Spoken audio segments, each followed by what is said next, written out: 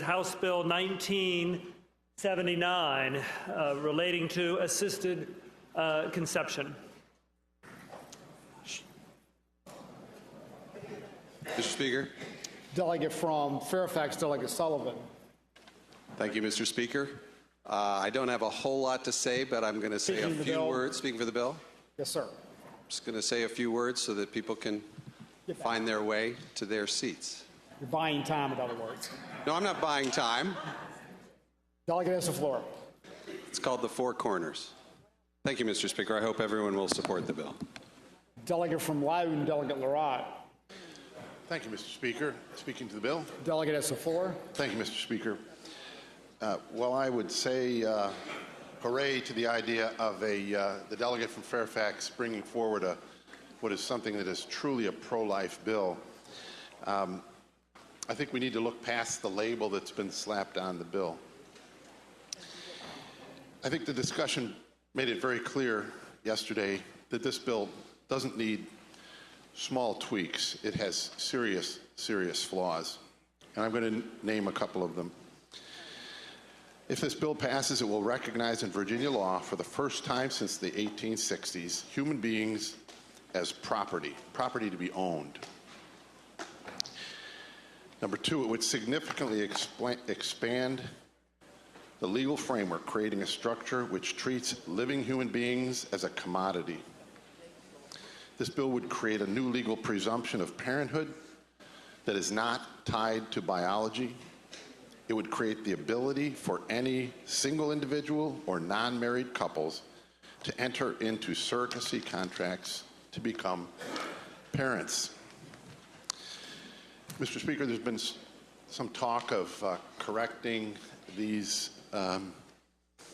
inadequacies. Some may call them a wrinkle. I would call them major warts. If this bill leaves this body, we have no assurance that if it comes back from the Senate, that will be in any better form than it is now. Mr. Speaker, if this bill goes forward and goes to the governor, I don't doubt for a second it will be passed, and we will own the finished product. I hope you will not vote for this bill. Thank you. Delegate from Norfolk, Delegate Jones. Thank you, Mr. Speaker. Speaking of the bill. Delegate has the floor. Thank you, Mr. Speaker.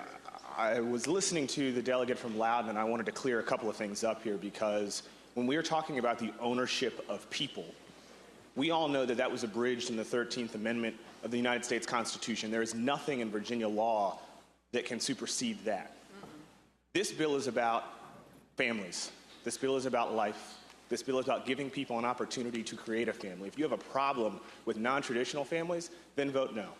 But that is not the society that we live in today. That is not the Virginia that we live in today. This bill has nothing to do with the ownership of people, and I take offense to any connotation that would suggest as much. Thank you, Mr. Speaker. Delegate from Culpeper, Delegate Freitas. Thank you, Mr. Speaker. Speaking of the bill. Delegate has the floor. I can appreciate why the gentleman would take offense to anybody suggesting that we should be able to own other people. The problem is that I look at the language of the bill, and that's what it seems to suggest. And when Delegate Sullivan gave his very passionate argument for this bill, it was briefed as a pro-life bill. The issue that I have with this is that, yes, when I see an embryo, when I see a fetus, I see human life.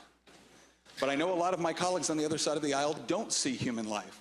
So I'm not exactly sure what sort of ownership that we're talking about here, because I think these terms mean two different things to different people. And if we do come down to looking at these embryos as property, which is what the language in the bill suggests, well, then we're creating an environment where you can discharge with your property however you so choose, which means if we take that pregnancy to term and becomes a baby outside the womb, that's one potential method. The other potential method is to just discard it.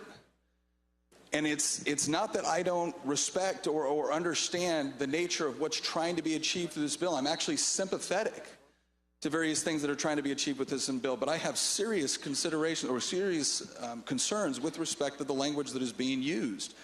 And so if the goal is to get to something where it makes it easier to adopt, where it makes it easier for someone to have a child that can't currently have one. I think that's something that you would find a lot of support on both sides of the aisle for, but I am very, very concerned with respect to the language.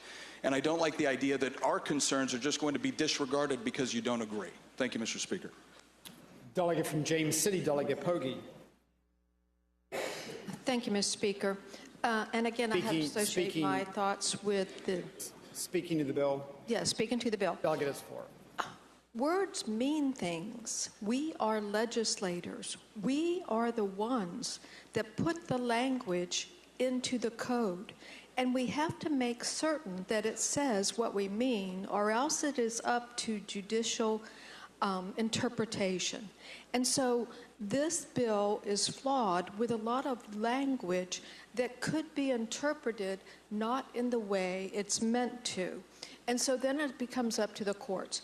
And so I really think that this bill needs more work, that it needs to be much more clear so that many more of us will be able to vote for it in a good conscience. I urge you to vote against the bill and get better language for next year. Thank you, Mr. Speaker. Shall the bill pass?